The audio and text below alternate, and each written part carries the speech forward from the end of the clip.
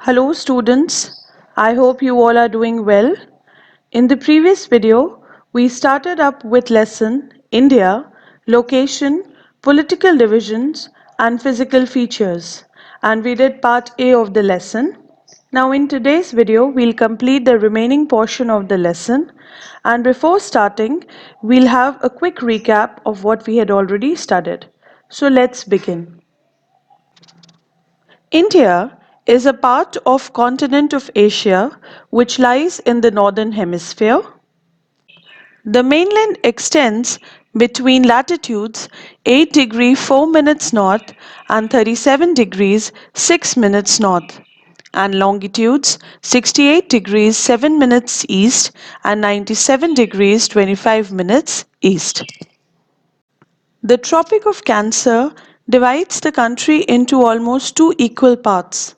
The standard meridian of India is taken at 82.5 degrees east longitudes, which passes through Allahabad. India is divided into 28 states and 8 union territories, and Delhi is the national capital. In terms of area, Rajasthan is the largest state, and Goa is the smallest state. Next, we studied about the physical features of India, which are as follows: the northern mountains, the northern plains, the peninsular plateau, the Indian desert, the coastal plains, and the islands. Now, from these six, we did two only: the northern mountains and northern plains. The northern mountains consist of the Himalayas and the hills of northeast India, and together they form the northern and northeastern boundaries of the country. Next, we studied that the Himalayas consisted of three parallel ranges: the Greater Himalayas, known as Himadri, the Lesser Himalayas, known as Himachal, and the Outer Himalayas, known as Shivalik. The next point which we studied was the northern plains, which has been formed by the interplay of three major river systems, namely the Indus, the Ganga, and the Brahmaputra, along with their tributaries. Next, we studied about the importance of the northern plains. Now, the northern plains had fertile soil which helped in development of agriculture. Its flatness has promoted development of dense network of road and rail transport. And due to raw material availability from agriculture, it is a center of many industries. So now let's begin with the third physical feature, that is the peninsular plateau. And here you can see the picture of the peninsular India. The peninsular plateau is an ancient landmass which is made up of hard crystalline rocks of igneous and metamorphic origin. This plateau is triangular in shape, having a broad base in the north and tapering towards Kanyakumari in the south. The plateau extends from the Aravalli Hills up to the Chota Nagpur Plateau in the east. The plateau is surrounded by Western Ghats in the west and Eastern Ghats in the east, and Satpura Range to north. The Narmada River Valley divides the peninsular plateau into Malwa Plateau and the Deccan Plateau. And here on the map of India, you can locate the Malwa Plateau and the Deccan Plateau. So we'll study about them in detail one by one. The Malwa Plateau forms western part of the Central Highlands and comprises the entire area between the Aravalli Range in the northwest and the Vindhya Range in the south, and Chota Nagpur Plateau in the east. The plateau merges with the northern plains in the north. The plateau is drained by north-flowing river, that is Chambal, and its tributaries. The plateau is composed of extensive lava flow and is covered with black soils. Next is the Deccan Plateau. The southern part of the peninsula, south of the Vindhyas, is known as the Deccan Plateau. And here you can see the Deccan Plateau region. The Deccan Plateau is large triangular plateau in India which covers the majority of southern part of the country. It is the largest unit of peninsular plateau. It is bounded by Satpura and the Vindhya ranges in the northwest, Mahadev and Maikal in the north, the Western Ghats in the west and Eastern Ghats in the east. It is drained by rivers Mahanadi, Godavari, Krishna and Kaveri. The Deccan Plateau is higher in the west and slopes gently eastwards. Next, we'll study about the Western Ghats. Now, here on the map of India, you can locate Western Ghats. They are also known as Sahyadris and form the western boundary of the peninsular plateau. They extend from the mouth of River Tapi to Kanyakumari. They are continuous and are the source of most of the rivers of the Deccan Plateau, like Godavari, Krishna, and Kaveri. The highest peak of the Western Ghats is Anaimudi, which lies in the Anaimalai Hills. And here on the map, you can locate Anaimudi. Next, we'll study about the Eastern Ghats. And here on the map of India, you can locate Eastern Ghats. They form the eastern edge of the Deccan Plateau and extend from Mahanadi Valley up to the Nilgiri Hills. They are not continuous and have been cut by many rivers. The highest peak here is Mahendragiri. And here on the map, you can locate Mahendragiri.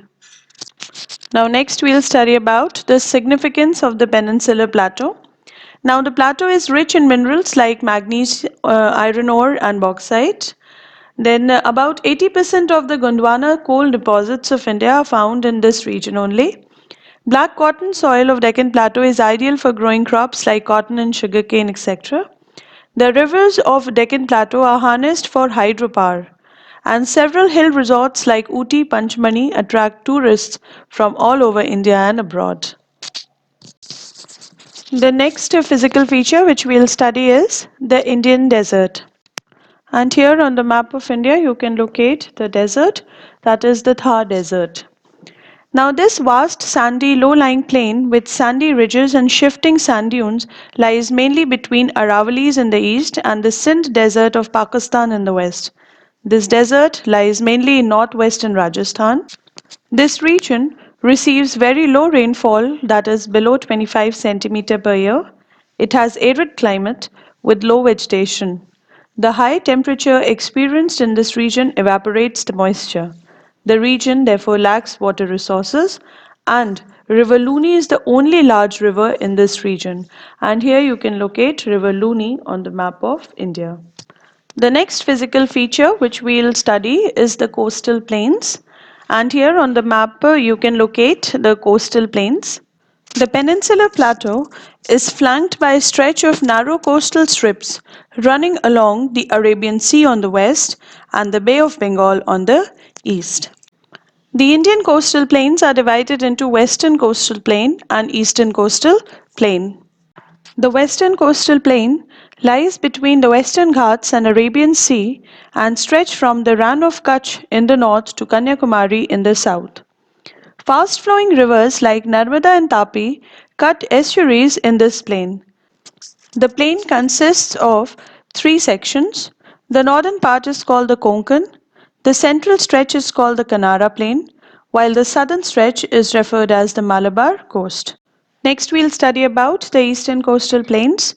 They lie between Bay of Bengal and Eastern Ghats and extends from Sundarban Delta in the north to Kanyakumari in the south. They are much wider and leveled than the western coastal plains, and the region is divided into two parts, the northern Kirkas and the Coromandel coast. Now, large rivers such as Mahanadi, Godavari, Krishna, Kaveri have formed extensive deltas on this coast. The plain has several lagoons. Next, we'll study about the significance of the coastal plains. Now, the large parts of the coastal plains are covered with fertile plains on which different crops such as spices, cardamom, coconut, palm are grown. The backwaters and lagoons are ideal for fishing. A large number of fishing villages have been developed on the coast. The Kerala coast has abundant deposits of monazite, and the offshore areas of Mumbai have petroleum deposits in abundance. The coasts have small inlets which contain a few natural harbors like Mumbai, Cochin, etc. Now, the next physical feature which we'll study about are the islands. There are two groups of islands, the Andaman and Nicobar Islands in the Bay of Bengal and the Lakshadweep Islands in the Arabian Sea. So, we'll study them one by one. And here on the map, you can locate the Andaman and Nicobar Islands and the Lakshadweep Islands. An island is a piece of land which is surrounded by water from all sides And here you can see the picture of islands. So we'll start up with the Andaman and Nicobar Islands, which are 572 in number and are of volcanic origin. It comprises two islands, Andaman and Nicobar, separated by a wide channel called the 10-degree channel. They are located east of Indian mainland in Bay of Bengal, and Port Blair is the capital. It is a union territory of India, and it is larger than the Lakshadweep Islands.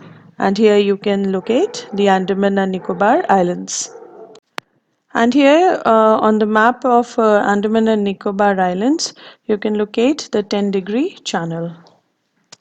India's only active volcano is found on Barren Island in Andaman and Nicobar groups of islands, and here you can see the picture of Barren Islands.